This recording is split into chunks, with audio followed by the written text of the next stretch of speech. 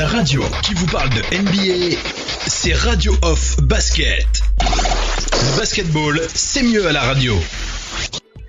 Bonsoir à tous ou bonjour si vous nous regardez après cette nuit et la victoire des Raptors face aux Milwaukee Bucks sur le score de 114-106.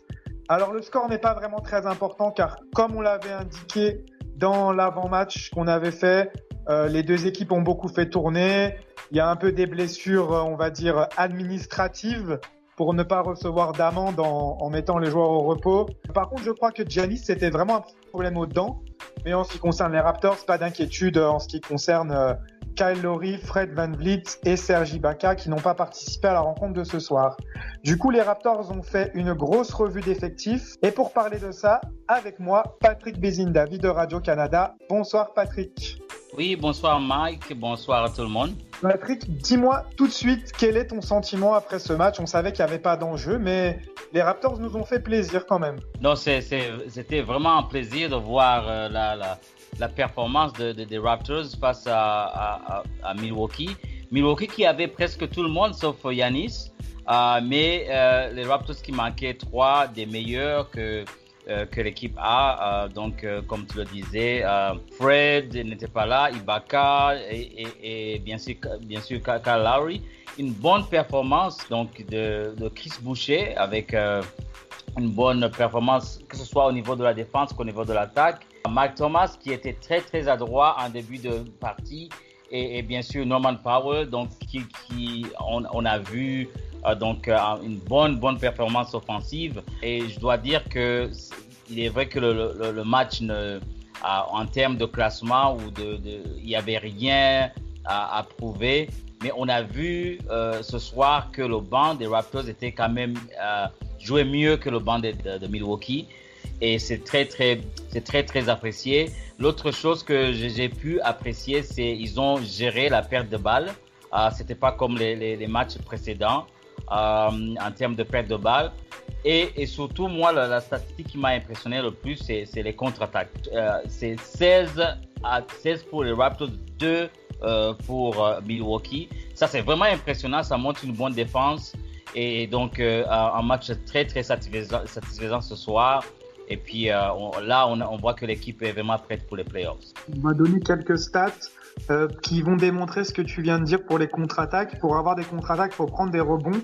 Les Raptors ne sont pas forcément réputés pour être les meilleurs dans ce domaine et ils ont battu les Bucks ce soir au rebond 55-49, c'est à souligner. Je vais un peu donner les stats des joueurs que tu as cités. Powell finit avec 21 points à 7 sur 13 au tir, 4 sur 5 à 3 points. Et on a retrouvé un Powell qui met des lay-ups inimaginables. En fait, c'est un peu les lay-ups qu'il ratait dans les premiers matchs et on était déçus qu'il les rate, mais c'est des lay-ups très durs en fait qu'il réussit. Et là, on a, en fait, de toute façon, Powell, dès qu'il voit les Bucks en face, c'est comme un taureau, quoi. Il voit rouge et il devient le match de Norman Powell qu'on a connu pendant la semaine où il est meilleur joueur de la semaine, justement. Chris Boucher qui fait son record en carrière avec 25 points. Il prend également 11 rebonds. Il est à 9 sur 15 au tir, à 3 sur 7 à 3 points. Il fait 2 interceptions et il fait 2 contres. Un match super complet et on sent que son gain de poids, ça l'aide beaucoup au rebond et dans les contacts aussi. Il va au contact, on sent qu'il a moins, pas peur parce qu'il y allait déjà, mais il est plus solide sur les contacts. On l'a vu à plusieurs reprises, il va chercher le contact et il arrive à marquer malgré le contact. Et la raquette des Bucks, c'est quand même du Brook Lopez, du Marvin Williams, du Robin Lopez. C'est pas des joueurs tout fins. Hein. Mm-hmm. Et puis il va avec force, il a confiance en lui, il attaque.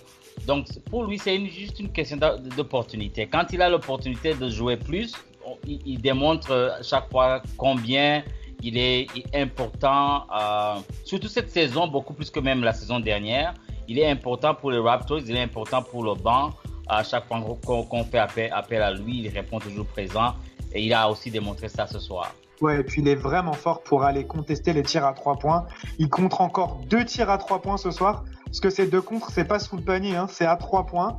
Et ça nous avait un petit peu manqué. Je sais pas toi, mais moi, de revoir ces contres de Chris Boucher, là, Ça m'a fait un petit truc, j'ai vraiment apprécié. Il a marqué 3 tirs à 3 points ce soir. Donc c'est énorme pour Chris Boucher ce soir. Tout à fait. Et c'est énorme également pour Matt Thomas. Matt Thomas qui s'est livré à un duel avec Kyle Korver en première mi-temps. Kyle Korver finit avec 19 points du coup, à 5 sur 6 à 3 points. Et Matt Thomas finit avec 22, donc il a gagné son duel. Il est à 9 sur 17 et 4 sur 8 à 3 points.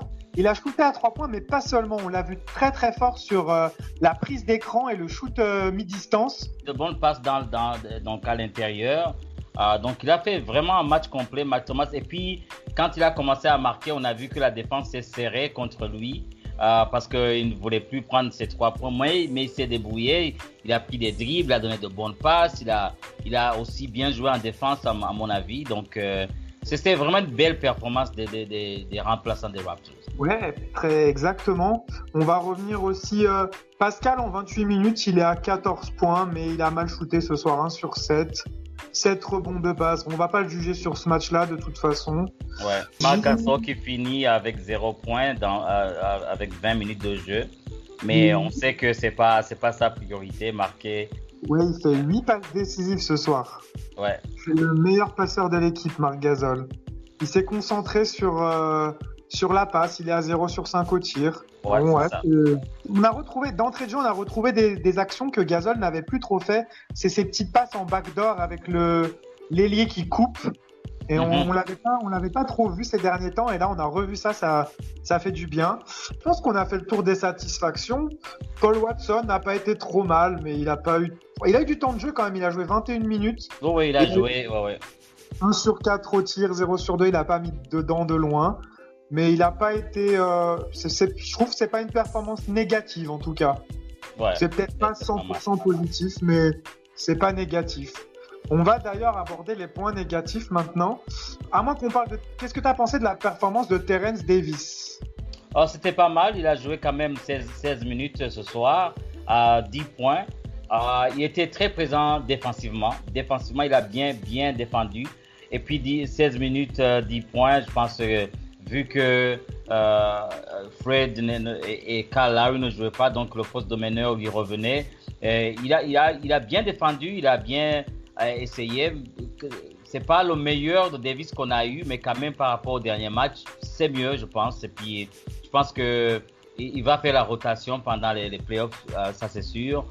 Donc c'était un match juste pour avoir le temps de jeu et puis pouvoir essayer des choses. Je pense que c'est du positif.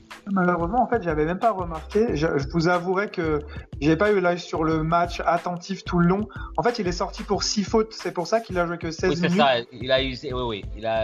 Il a commis 6 fautes et il est sorti du match. Ça montre une agressivité en défense, peut-être un peu trop. Mais je pense que Nick Nurse aurait voulu lui donner plus de temps de jeu à la main. C'est vrai qu'il a que 16 minutes du coup. C'est peut-être une petite déception qu'il ait fait autant de fautes. On l'a vu présent au rebond offensif aussi. Il a pris 2 rebonds offensifs dont on avait l'habitude en saison régulière où il va chercher la balle, il met des claquettes. Pour sa taille, il est vraiment très bon au rebond offensif. Donc c'est un match positif en dehors de ce problème de faute. C'est dommage, on aurait peut-être pu le voir un peu plus. Je pense qu'on a fait le tour des points positifs de cette rencontre. On va juste aborder 2 cas qui me dérangent un petit peu ce soir. Le premier, c'est Stanley Johnson. Malheureusement, c'est ça. J'avais marqué ça comme point négatif. C'était juste Stanley Johnson, effectivement. Malheureusement, Stanley Johnson, on voit qu'il a les mouvements. Il a un vrai corps de basketteur, mais il n'a pas la finition, il n'a pas les mains. Ses tirs, ses lay-ups, même les lancers francs ce soir. Alors, je pense que c'est vraiment un problème de confiance. Mais à ce niveau-là, il n'a pas le mental. Il nous a fait ça toute la saison, de toute façon. Donc là, je crois que c'est vraiment peine perdue avec Stanley Johnson. À chaque fois, on veut y croire. À chaque fois, on veut y croire. Mais là, je sais pas ce que t'en penses, mais c'est le point que j'ai marqué donc le seul point négatif que c'est encore Stanley Johnson. Et puis ça devait être le match pour lui parce que le temps de jeu était là et puis vu qu'il y avait que Davis comme meneur de jeu, il avait quand même l'occasion de monter avec la balle, mais il n'a pas, soit c'est un manque de confiance, des fois, comme disaient les commentateurs du match ce soir, il n'a pas la patience d'attendre que le jeu vienne vers lui. il essaie trop de choses un peu. En tout cas, moi, c'est vraiment décevant de voir un physique pareil. Et puis, bon, il faut dire aussi qu'il est encore jeune, mais cela n'empêche pas que il n'y a aucun match qu'on a vu qu'il a vraiment été excellent, sauf les matchs où il a joué au Raptors 905. Et là, la compétition est moindre. Mais sinon, en termes de... j'aurais voulu voir même Miller jouer parce que Stanley Johnson, on lui donne des chances, mais il ne parvient pas à les saisir. Donc, il finit avec 0 points. Donc, même pas d'essai de tir à 3 points. Mais 4 rebonds, c'est quand même bon. Mais en 10 minutes de jeu, je pense qu'il pouvait faire mieux ce qu'on a vu. C'est clair, au moins rentrer les lancers. Et il a des petits tirs à mi-distance où il fait la différence. On voit ses moves, ils sont pas mauvais quand il se précipite pas. Et comme tu dis, il se précipite souvent et il va trop loin, il en fait trop. Mais à un moment, il feinte le tir, le défenseur saute, il est à mi-distance. C'est un tir pas trop compliqué sur la ligne des lancers, mais il y a rien à faire. Et ce soir, Juan Hernandez et Malcolm Miller ne rentrent pas. Mais comme tu dis, sur les prochains matchs, je pense qu'on pourrait voir Malcolm Miller qui mérite tout autant sa chance que Stanley Johnson. Malcolm Miller a eu au moins le mérite de faire 2-3 bonnes performances cette saison, en étant au moins très impliqué en défense et parfois il rentre quelques tirs malgré tout. C'est beaucoup plus, on a plus d'espoir en lui que Stanley, je dirais. En tout cas, Stanley, les seules fois qu'on va le voir pendant les playoffs, c'est soit s'ils ont tellement gagné en avance ou ils ont tellement perdu que c'est garbage time, comme on dit. Sinon, je ne vois pas être dans la rotation durant les playoffs. Non, c'est clair et net, c'est clair et net. Et enfin, pour finir, un match, je dirais pas un match mauvais, mais un match où il est un peu sorti de son rôle et peut-être qu'il a montré les limites dans le fait de lui confier la création. Je parle de Rondé Hollis-Jefferson. Rondé Hollis-Jefferson qui prend 4 tirs à 3 points. Alors moi, mon avis personnel, c'est ne pas, même s'il est seul, il faut pas qu'il les prenne en fait. Il n'a pas d'adresse, son tir, il est pas beau. Il n'a pas une bonne mécanique. Il est bon quand il est à l'intérieur, hein. Il est à 4 sur 9 au tir. Donc, si on enlève les 4 tirs à 3 points, il est à 4 sur 5 à l'intérieur. Donc, c'est très bien. Et par contre, 6 pertes de balles. Mais ça, c'est encore Nurse qui lui a confié beaucoup la création. C'est peut-être une de ses limites. Il ne faut pas lui confier la création sur 25 minutes de jeu. Mais c'est le fait que Terence Davis était aussi sorti pour les fautes. Quel est ton avis un peu sur le match de Rondé Hollis-Jefferson? J'ai déjà beaucoup parlé. Oui, je suis tout à fait d'accord. C'est rare même qu'on le voit tirer à 3 points. C'est très rare qu'on le voit. Mais aujourd'hui, il a fait ce qui est un peu en dehors de ce qu'il fait normalement. Mais contrairement à Stanley Johnson, Rondé, même quand il ne joue pas très bien, l'effort est là. Défensivement, tu vois que les balles, il saute là-dessus, il est toujours là défensivement, il fait les efforts. Mais aujourd'hui, offensivement, je pense qu'il a été en dehors de ses capacités. Je pense qu'il y a des points à améliorer chez lui, ce sera vraiment le tir, parce qu'il n'est pas vraiment précis à longue distance. Mais l'effort est là, donc il a joué 26 minutes, 11 points. Donc, ce n'était pas vraiment son meilleur match. Mais lui, on sait quand même que l'effort est là. Même en playoff, je m'attends à ce qu'il soit dans la rotation quand même, parce que on voit que beaucoup plus les derniers matchs, il y avait quand même beaucoup de responsabilités en termes d'attaque, que ce soit en bas au poste ou en tant que facilitateur en attaque. C'est juste aujourd'hui qu'il a été en dehors de ce qu'il faisait normalement. Peut-être qu'il a voulu tenter des choses. Il n'y avait pas beaucoup d'enjeux dans ce match, donc on peut lui accorder ça. Ouais, je suis d'accord avec toi, je lui en veux pas au final parce que je vois qu'il fait quand même 5 passes. Donc il y a eu du déchet forcément parce que de toute façon, il sera pas amené à être à la création sur 25 minutes en play-off. Ça, c'est sûr. Mais je pense qu'il peut dépanner. Et peut-être que Nurse a insisté là-dessus pour voir jusqu'où il pouvait aller justement et ce qu'il pouvait tirer de son joueur. Donc je pense que ouais, et son match m'a un peu fait penser à, je sais pas si tu te rappelles quand il retrouvait Brooklyn pour la première fois. Il était tellement excité que pareil, il en faisait trop, il prenait les tirs de loin. C'est ça, il voulait battre son ancienne équipe.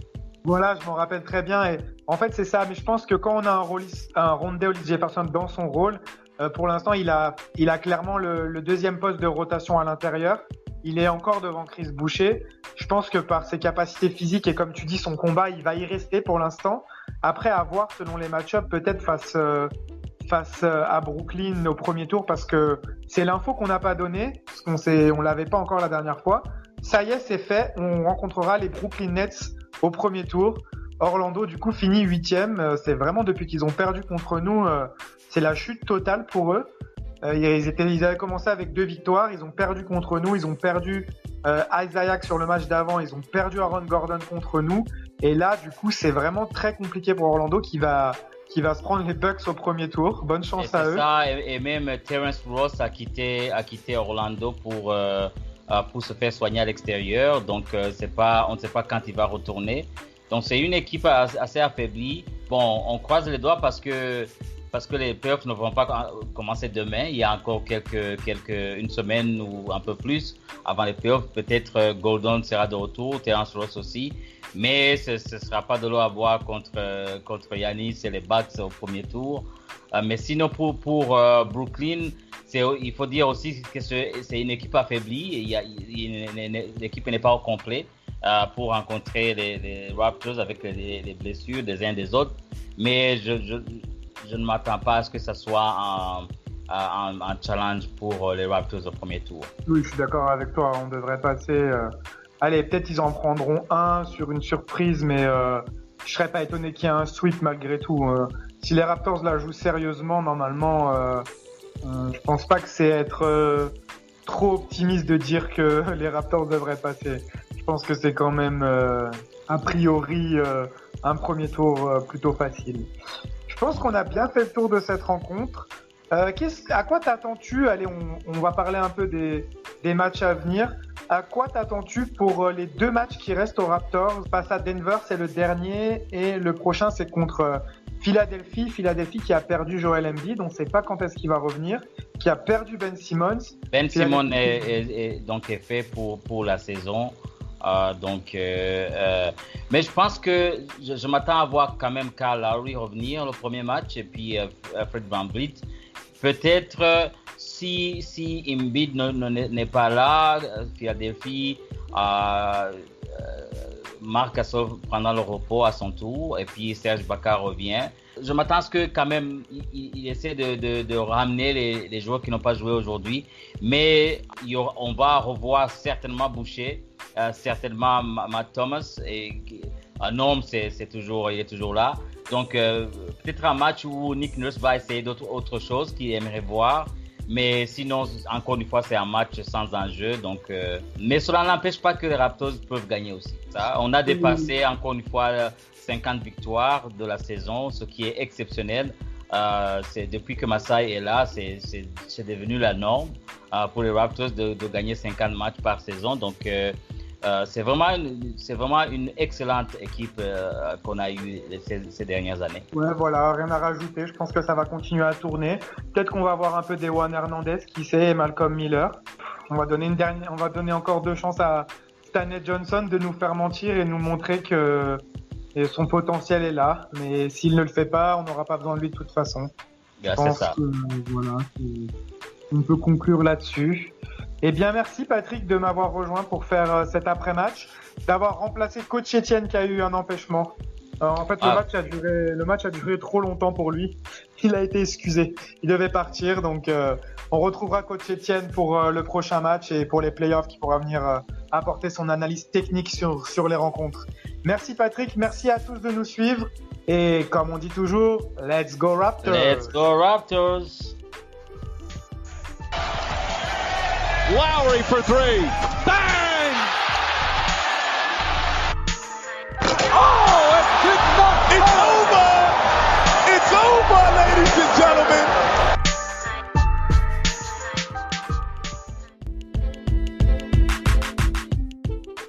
Here we are, the playoffs, where everything is up for grabs. No pressure or anything, just cementing your place in history, a championship for your city, being a hometown hero for the rest of your life. Now that I think about it, that actually is a lot of pressure. But you're pros, you'll be fine. It's a whole new game.